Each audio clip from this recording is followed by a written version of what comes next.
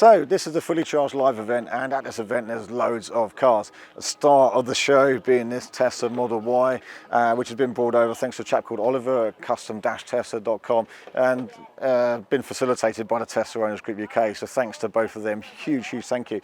What I want to do in this video, whilst I've got lots of different other vehicles and the competition here, is just show the difference between each one in terms of cabin space and what the interiors are like and the boot space. So that's what we're going to do. Okay, so first up, the Tesla Model Y. So we've just done another video comparing the range and efficiency and charging speed compared to the Model 3. But this is about this kind of new level of crossover type SUV. I don't really like that term being used. Basically, we've got a battery pack under here. So if you try and make the car the same height as normal cars, you actually find out the floor and the seats are too close together. So this kind of raised position just makes a whole lot of sense. So let's get in the Model Y, and you can see here, very easy access, big door, a nice gap between the floor and the seat here, very easy to get comfortable, big screen, low dashboard, great visibility. Obviously it's really simple interior, it's very different to everything else, but it works, it's brilliant. Phone, wireless phone chargers there, console, center screen. And people seem to think it's weird getting used to the speedo here, but I find it very intuitive. My hands are here and the speed is just there, so very good. This is a comfortable position, lots of seating adjustment, and it's brilliant. So let's see how that now compares to the back seat. So just for reference purposes, I'm 6 foot tall, which is 1.80 meter something. Sorry, I don't know exactly. Right, in the back seat, again, good access. This is wide enough, loads of knee room, and a big space under the seat here. Look, I can get my feet right under there. It's brilliant. So loads of room to stretch out, loads of headroom. This pillar here, there's height there, so I can see out the window. The seats even have an option to be more upright or reclined. I've got a big center armrest. You can fold the middle seat. I can sit in the middle and there's loads of leg room, and I can sit here and there's loads of leg room. So the cabin space in here is brilliant. Really hard to fault it. The boot space, let's have a look. So nice level load lip, nice height, carrying bags, carrying a box, something like that. You can see how that's straight in there. Big flat boot, big pockets down the sides here, and lots of storage under here. This is huge. You get loads in there, loads in there. And then you can extend this boot area just with these switches here. Push that, and the seats drop down. They're almost flat, easy to slide something straight through in there. That is a pretty big space. So come around here and just have a look at the size of this, and we'll get some comparisons. One thing I think we'll find is that the slope here, it's more sloped, it's not so square at the back, but this bit where it does square off is quite high, so you get something pretty tall in here before it has an effect on the window line. So the Model Y really gets some top scores, and it's got one more party trick. Let me show you one more thing. The front. The front trunk, or the fruit, some people call it. I'll get corrected either way, whichever I say. Let's just say some extra storage space. Now this power opens, that's not standard, that's something the owner of this car has installed with his company in Germany that do these modifications, and it's brilliant, it should be standard, I love it. Vast, big front storage space, cables, very practical. You know, that's a significant extra space. You could put cabin sized luggage in there, bags in there, shop in there. A great space, all the space you'd need for family camping trips and such like. So the Model Y, I think, sets a very high standard. Let's see how the other cars compare. Now this is a Mazda MX-30. I think it's a really interesting car, and it is a bit smaller than the other kind of SUV crossover styles we're comparing, but let's have a look at it anyway. And in here, it's really nice. The door opens to basically a 90-degree angle. Nice funky interior. There are dark trim seats, there are sunroofs available, head-up display, face recognition, and it feels nice. It does just feel like a slightly smaller car, but look at the sort of different textures in the doors and trims. That's really nice, so I like that. Let's just try the back though, because have a look at this. These are cool freestyle doors, according to the chap at Mazda who's standing just behind you. And when I get in here, obviously access is different like this, but when you're in, it's actually okay. I've got a bit of knee room, a little bit of foot room there. I can't really get my feet right under, and I've got headroom. And there's some buttons here to move this seat, but I'm reassured that if somebody's sat in the front seat, that they don't work. 2 adults, third smaller person here would be fine. Quite a funky car. Let's have a look at the boot. And this is the boot space. Not too bad. Again, it's just a smaller car. There is a bit of a load lip here. There's a small amount of storage underneath here. Should we see if there's anything at the front? Under the bonnet, there's no official front space storage, unfortunately, but there's a vast amount of space here. There's huge open spaces. I've never seen anything quite like that. So obviously this has been designed to be used with other drivetrains and probably hybrid drivetrains as well, but no front storage in the Mazda. So this is the Ioniq 5, the Hyundai Ioniq 5. Different looking car. Let's have a look. Well, this immediately feels quite wide, very different to the other cars. Completely different style, design. Again, a good mixture of materials. Let me get my seat in a position. I'm focusing on kind of space in the car for this quick review video. So there we go. That's nice, good visibility at the front there as well. Big doors at the back, so you can imagine tight space there, big doors. But have a look here, wow. Wow, and talk about reclined seat. This seat is reclined way back. And I know in the front, you can make the front a lounge seat, so it'll come back as well in some specifications and models. But this is a spacious car. Lots of room, lots of headroom, big door, which could be awkward in some spaces, but the access is brilliant as a result. Let's have a look in the boot. And this is the boot space. It's actually a higher load lip than some, fairly flat. A little bit of storage under there for your cables, perfect. So it's a bit shallower, and actually these seats are actually reclined at the moment, so they could go further forward. So it's okay, it's not as deep as some, and it is quite sloped at the back here, so you know you can't get a big box too deep right at the back here, but it's not too bad. And there is actually a little bit of front storage as well, so nice little compartment there for some bits and pieces. The Mustang Mach-E, look at this funky little button and handle, quite cool. Let's have a look. So, do you know what, this is my first time sitting in a Mustang Mach-E, and wow, immediately you've got that large screen like the earlier Teslas, with a smaller screen, bigger screen. Really nice mix of materials, feels quite premium. Black gloss, double layer storage there, but again, let's just get my seat into position. Straight away I can see a difference, kind of a smaller opening, but I can see all of the bonnet. I can see all of the bonnet and its shape in the bonnet. That's actually quite nice, never expected that.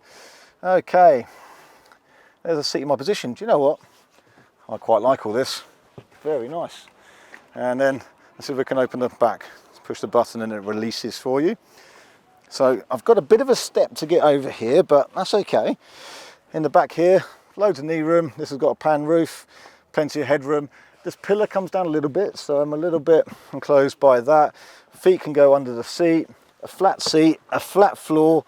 This console comes back more than, for example, the Model Y, so you can't get your feet there as easily. But in terms of height there, that's fine. It's not bad. Let's check the boot. Let's have a look at the boot space. So you've got this kind of parcel shelf net that lifts up with the tailgate. A little bit of storage underneath for the cables. So it's not bad, a little bit shallower than some. Not quite the flat load lip here, and a little bit of a higher load lip than some. The seats do split and fold, but there's no release there.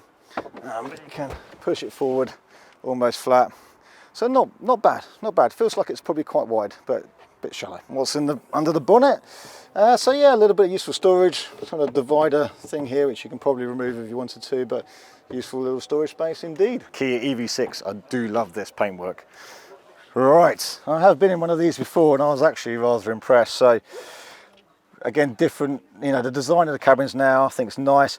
I don't like the gloss black, but we've got this really interesting kind of split layer here, some different materials. It's nice, and we've got a big wide screen here. So reasonable driving position. There, that feels pretty good. Nice seat textures, comfortable, spacious, slightly smaller opening, head-up display, all very reasonable. And what does that leave behind me? Acres of space, actually. That's really good for knee room. So with the seat in my position, I could probably lift it up a little bit. There was plenty of headroom, but I can't get my feet right under. But it's not bad, flat floor. It does suffer that common problem though with the seat base in there. I could do with a little bit more, you know, height to the seat. I've got headroom. This is slightly enclosing on me. I don't think you'd have 3 adults in here. You'd have 2 and a child perhaps. But the space there, very good. And what have we got in the boot? So retractable load cover, split folding seats, and a little bit of cable storage underneath here. It's not bad, again, fairly flat load lip, not as deep as some perhaps, but this section here is actually very wide. Not bad, ski hatch. Under the bonnet, what have we got? Very small amount of storage. You get a magazine and a couple of pencils. but nonetheless a little bit of storage under the bonnet there. Other than that, not too much to see. VW ID4. Now, we have done a couple of reviews on this car before, so if you check out our other videos, you will see an in-depth review, the things I like and what I don't like, and I drove it from Edinburgh to Bournemouth in one day. So what's it like inside for space as a comparison? Well, I found it very spacious before, very comfortable. There we go, I'm in a pretty good seating position there. A bit more grey plastic than some of the new cars out there now, actually.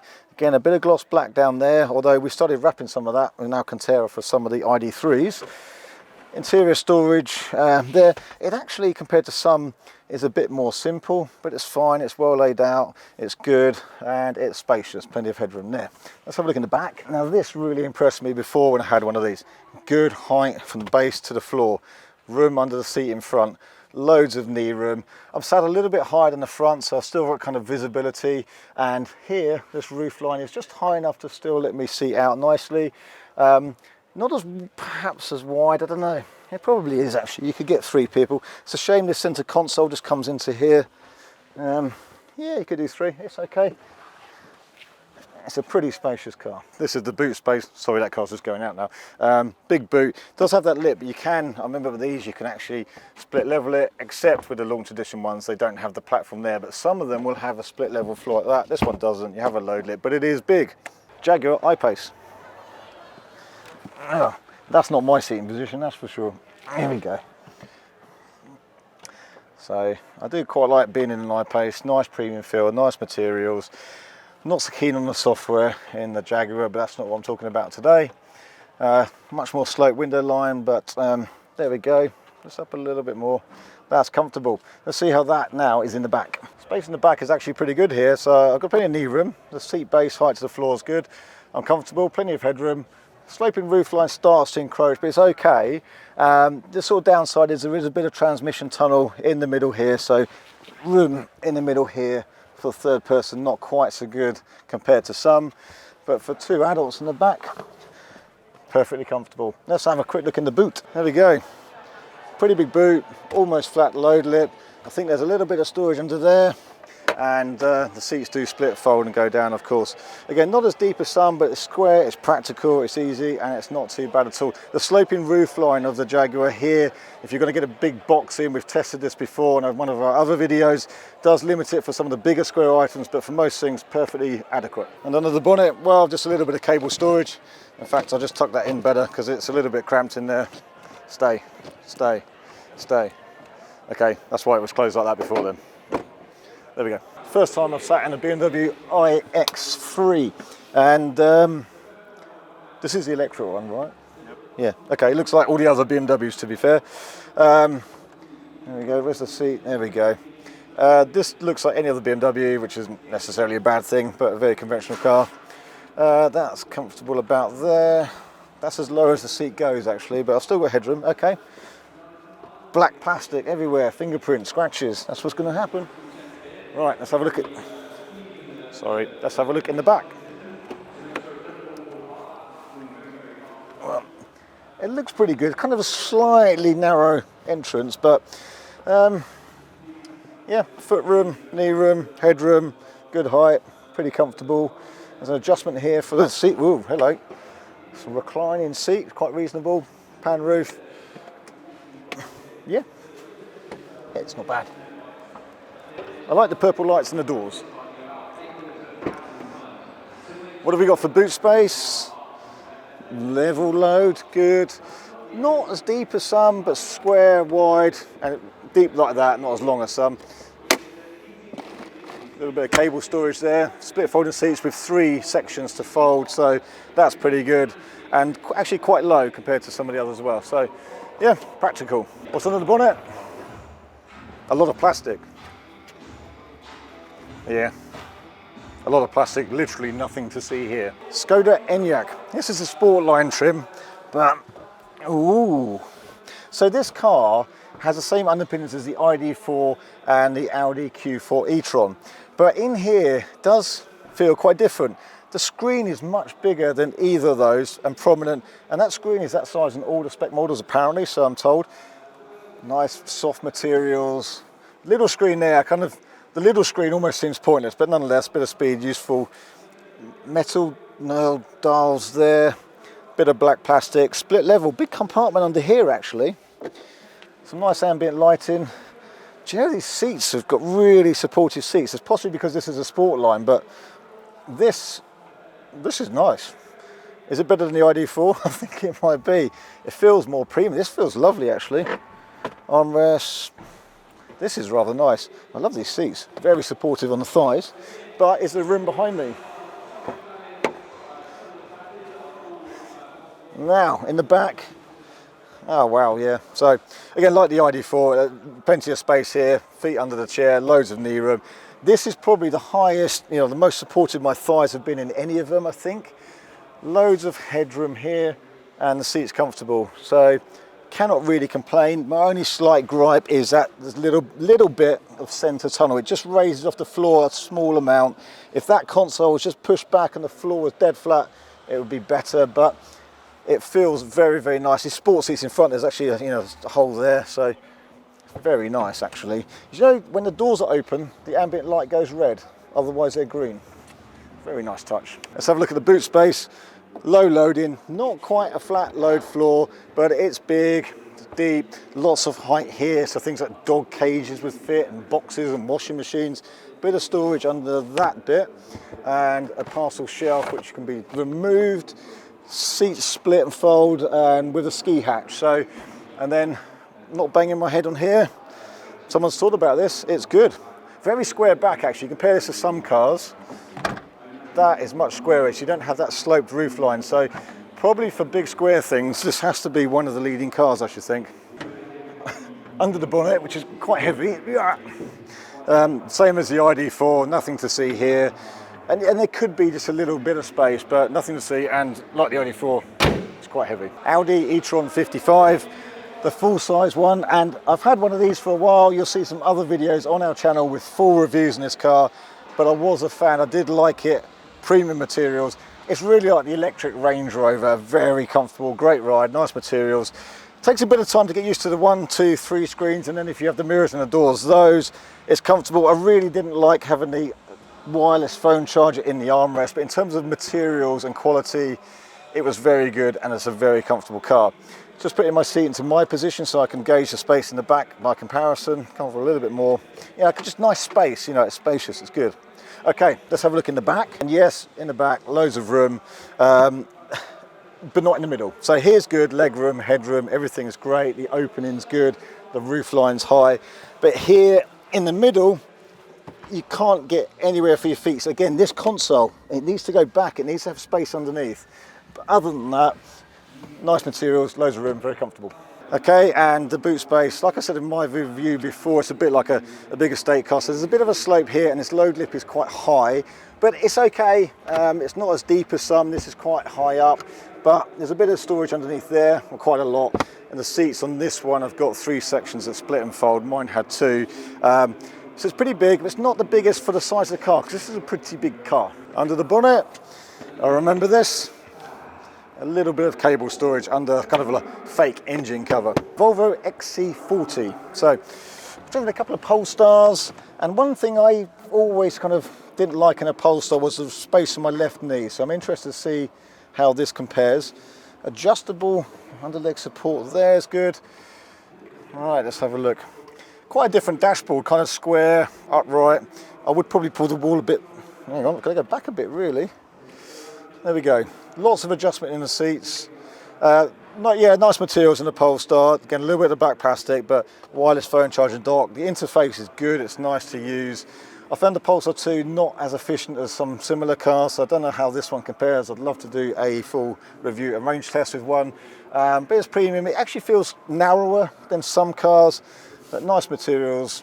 Little bit plasticky there. Handy little clip for your parking tickets, I presume there's one there. Okay, it's not bad. Let's have a look in the back. In the back, quite long doors. You imagine being near a wall and having the space to open these, but let's have a look. I'm going to move across. The other door I can't open because of a flag. So, can you still see me? So in here, a big center tunnel. You cannot really have a third person in this car. This is just silly. and it's narrower than the other cars. So height from the floor, not bad. Knee room, okay. Headroom, okay. Quite a vertical seat, so I think I'd end up slumping like this a little bit somehow. It doesn't feel quite so supportive, but it's okay. It feels quite enclosed. This window line here, I don't know, it does feel a little bit enclosed, but it's okay. Armrest. It's this centre tunnel though. Yeah, that's a shame. In the boot space, really flat load. This is nice, good entry. Again, it's not as big a car as some, so it's not the biggest, but it's a good square practical area with quite a bit of storage underneath here. Ski hatch there, or go like that. That's a nice touch. So yeah, for the size of the car, I think that's a pretty good practical boot space. What is under the front? That's a massive plastic, isn't it? Right, but there is a bit of cable storage in there. So much plastic though. But yeah, a little bit of cable storage. This is quite high up actually. A shorter person wouldn't be able to reach that, to be fair. Mercedes EQA, and I love this kind of satin grey paintwork on this example. Let's have a look. So, it's a smaller car, this one, so I think it will be smaller than the others, which is only fair enough. I hope you can hear me okay. Robert Llewellyn is talking in the room next to me. Right, that's where the seat controls are, so normally you'd have the door shut. Quite a different feel. I love these dials. This is nice.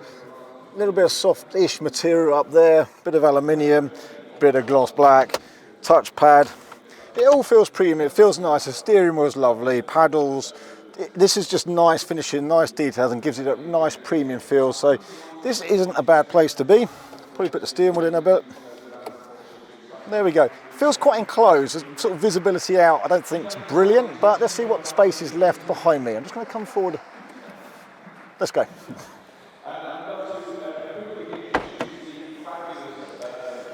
Okay, let's have a look in the back. So pretty easy entry, a little bit narrow, but it's okay. Yeah, gap between the seat and the floor is small, so my knees are up, and I can't really get my feet under the seat, but I do have knee room there. I do have headroom, a little bit enclosed, but it's okay. I think for the size of the car, this is a more compact car. I don't think it's too bad. A little bit of transmission tunnel, so for third person, you're kind of on this perch in the middle, so it's not brilliant. So a third person when essential, but otherwise, yeah, well, for the size of the car, I don't think it's too bad. It feels quite nice. I'll get rid of that, but that bit's nice. So, nice flat load entry. Again, smaller car, the boot just isn't as big, but it's practical. What's under here? Just a little bit of storage, not much. Looks like the seats split and fold 3 ways, which is nice. So, as you expect, not as big, but very practical. Parcel shelf, not too bad. Is there anything under the bonnet, the EQA? Well, bits of gubbins, but no storage space. Again, there's sort of gaps. It's quite spatial, but there's nowhere to put anything. Mercedes EQC, the bigger brother to the EQA. Let's have a look. So I've had a drive in one of these. I quite liked it. Nice premium feel to the interior.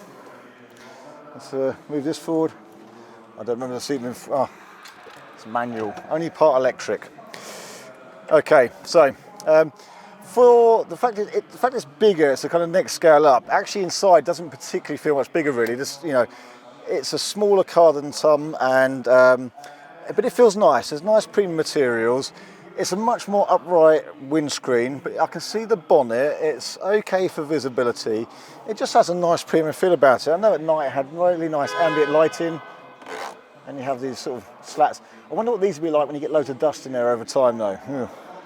Cleaning them with a toothbrush. And then lots of the black plastic again, so that lets it down, I think. But again, nice steering wheel, pretty good feel about it, plenty of headroom, and partial electric seats, a bit annoying, but a nice supportive seat. So let's see what that's like behind me. Okay, in the back, nice distance between the seat and the floor. Supportive seats, kind of feel like a shorter seat perhaps, but knee room's okay. My feet can go underneath. I've got a headroom. I've got sort of space there. It's okay, but again, that big transmission tunnel. You can tell that this car is based on, or shares its platform with combustion cars as well. They've allowed for a prop shaft that isn't even under there, so that lets it down. And it doesn't feel as big in here as the car is outside, if that makes sense. So it's okay, it's a nice place to be, but it's not as big as some. It actually feels quite small compared to Q4 e-tron, Enyaq and such like. The boot space, so nice flat load area, a really just nice big square space there. So not as deep as some, but it's a big square space. Looks like the seat split 3 ways. Bit of storage under here, quite a lot of storage under there, and it looks like you can lock that as well. So bit of sloping roofline here. I think for the size of the car, it's pretty good. It's an okay balance. So yeah, practical and okay, just not as deep as some. And under the bonnet, the EQC, lots of plastic. Not much to see there.